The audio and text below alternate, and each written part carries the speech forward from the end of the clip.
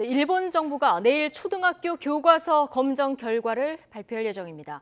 이번에도 과거사나 독도 문제에 대한 기술에서 퇴행적인 역사 인식을 그대로 드러낼 경우 한일 관계에 어떤 영향을 미칠지 주목됩니다. 김세호 도쿄 특파원입니다.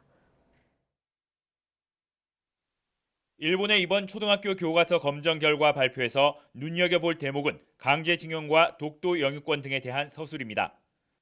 우선 강제징용과 관련해 강제 표현이 삭제된 교과서를 채택할 가능성이 큰 것으로 전해졌습니다. 일본 정부의 이러한 기조는 여러 차례 확인된 바 있습니다. これらはいずれも強制労働に関する条約上の強制労働には該当しないものと考えておりまして、これらを強制労働と表現することは適切ではないと考えております。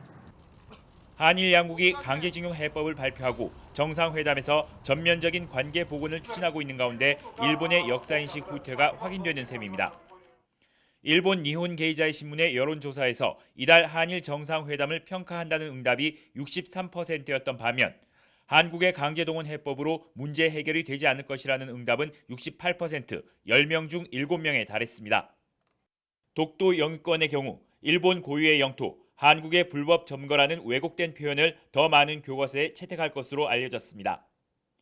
외교부 당국자는 초등학교 3, 4학년 교과서의 경우 지도로만 독도가 일본 땅이라고 표시해왔는데 글로 서술할 가능성도 배제할 수 없다며 지켜보고 있다고 말했습니다.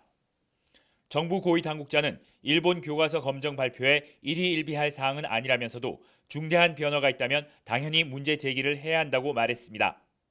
이어 지난 10여 년간 해온 입장이 나오는 것이면 전례에 비춰 대응할 수밖에 없다고 밝혔습니다. 그동안 우리 정부는 통상 검정 결과가 발표되면 과거사 문제의 기술 악화에 대해 주한 일본 대사를 초치해 강력히 항의해왔습니다.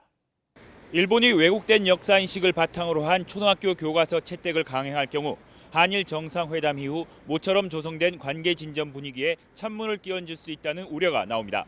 도쿄에서 YTN 김재호입니다.